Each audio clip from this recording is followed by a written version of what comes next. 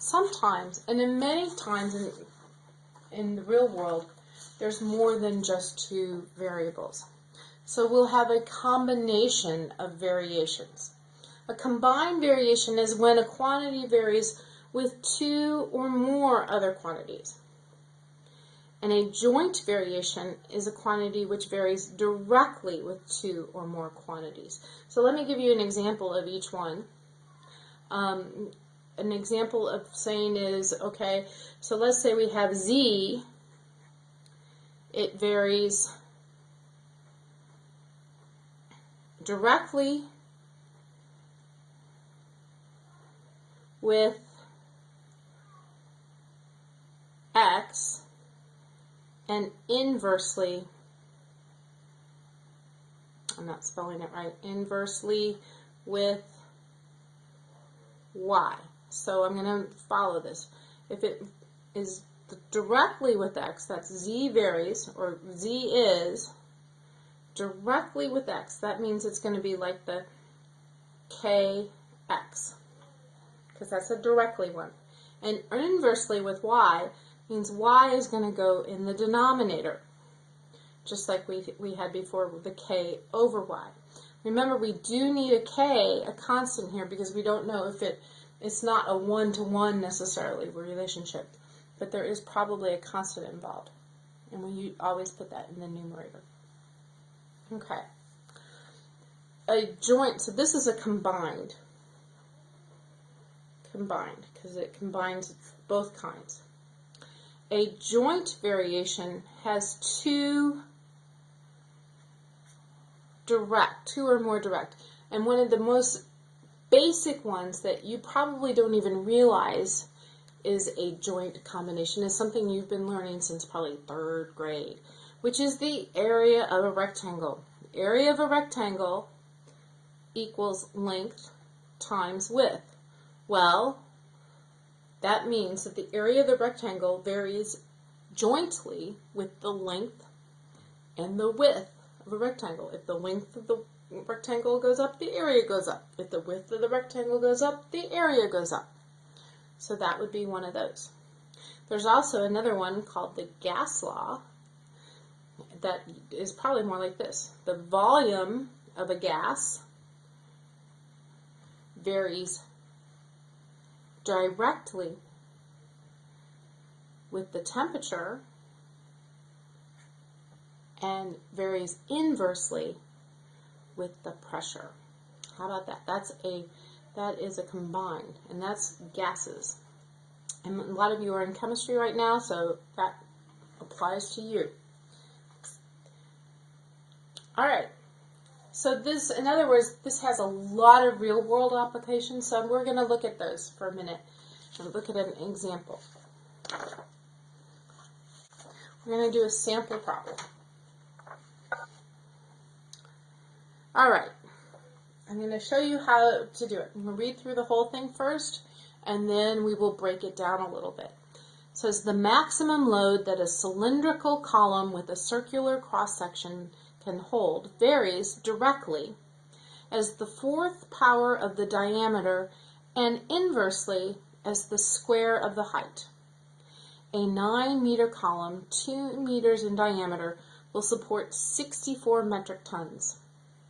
How many metric tons can be supported by a column 3 meters high and 9 meters high and 3 meters in diameter? Okay, that is a huge problem, but you can basically break it down into 3 parts. The first part tells us what the formula is. That is the part right here. It says where it talks about the maximum load that a cylinder column with a circular cross-section can hold varies directly as the fourth power of the diameter and inversely. So this part right here, I'm going to circle it in this green color. This gives us the relationship or the formula.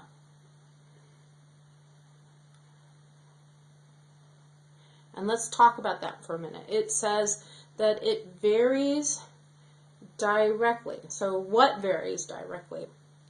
The maximum load. So we could probably write that maximum load, let's give it a variable. Let's call this M, just for, because that starts with maximum. That a cylindrical column with a circular cross section can hold varies directly as the fourth power of the diameter. So it varies with the diameter, which, diameter is D. And inversely, there's my other part, as the square of the height, which of course is going to be H. So that means, I'm going to put this down here, M, it's going, and we have a constant, we don't know what the constant is, varies directly with the fourth power of the diameter. So that's diameter to the fourth. And remember, since it's directly, we put it on the same line. And inversely as the square of the height. Well, the inversely goes in the denominator, square of the height, like that. Okay? Now, the second part of the problem is going to tell you of a case that they have all the numbers, basically. And the only thing we don't have is K. So this one says A9 over here, meter column 2 meters in diameter will support 64 metric tons. So here's my height, here's my H, here's my 2 meters in diameter, here's my D, and here is my maximum load, which is M. So I can substitute those numbers in and come up with K. 64 equals K, and my diameter was what? 2.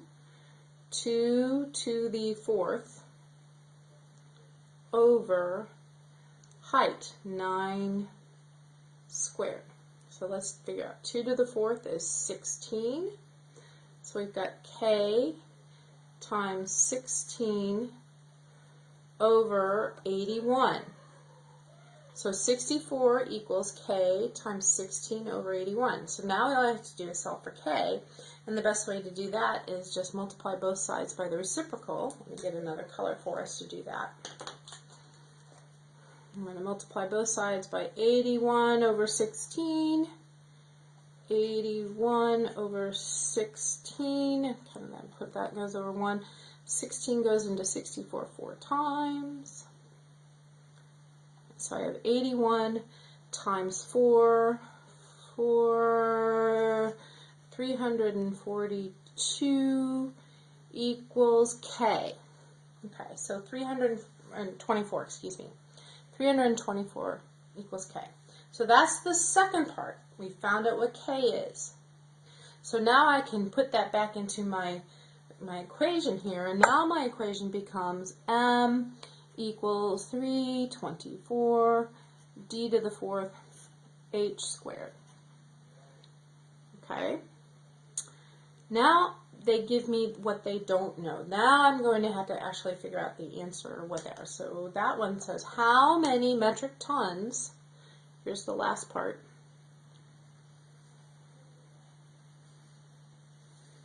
can be supported by a column 9 meters high and 3 meters in diameter. So now I'm going to put in my new height. Here's my height. And I have my 3 meters in diameter, which is my diameter. And I'm going to find my maximum load. So let me do that over here. M equals 324 times the diameter to the fourth power, so 3 to the fourth power, over 9 squared. Okay, so 3 to the fourth power is 81. And 9 squared is 81. So I've got 324 times 81 over 81. Guess what? The 81s cancel out. And M, my final answer M, and I'm sorry that this is going all over the place, is 324 metric tons. Metric tons. The answer. What I really want you to see, though, is there are 3 sections. The first one talks about the initial formula. The second one gives you numbers to substitute in to find K.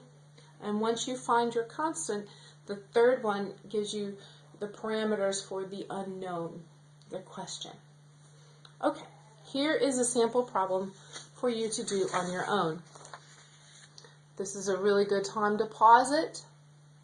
Make sure you've got the right answer, or make sure you try it on your own. And in a minute or two, start it again, and then you'll see if you get the right answer. Okay, the volume of a gas varies directly as the temperature and inversely as the pressure. That is the formula section. So once again, I'm going to get my pen here. The volume of the gas, volume varies directly, we're going to put K here, as the temperature, and inversely as pressure. I'm sorry, I forgot to say. Volume is going to be V, temperature is T, pressure is P, and then constant, of course, is K. That's my first part. If the volume is 230 cubic centimeters when the temperature is 300 degrees and the pressure is 20 pounds per square centimeter, there is my second part where it's telling me what my one known case so that I can find my K. That's that part. So I'm going to put those in there. Volume is 230 when the temperature is, there's K, 300, and the pressure is 20 pounds per square centimeter. All right, well, let's simplify this.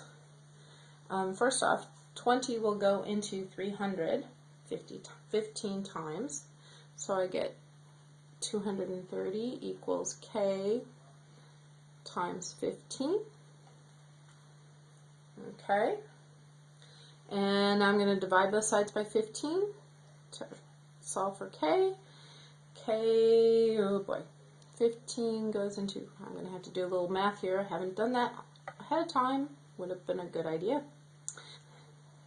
15, 80, ooh, this isn't going to be even, but let's round to the nearest tenth. Okay, we have 75 will be 5, 75, 50, that'll be 3. So K is close enough to 15.3, so that's my new K. So I'm going to rewrite this as V equals 15.3 T over P. All right, what is the volume when the temperature is 270 degrees K and the pressure 30 pounds per square centimeter? That is our problem. Let me get another color.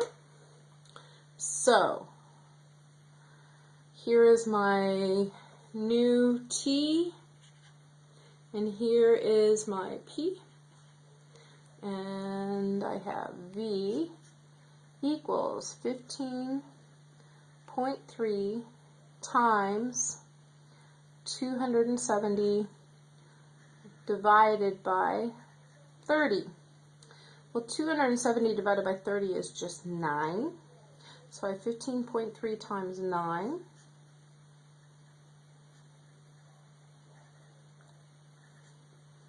And that's going to be 7. Once again, it would have been helpful to do math first. 137.7 cubic centimeters. And there's my answer. It's a 137. All right. Well, see you in class.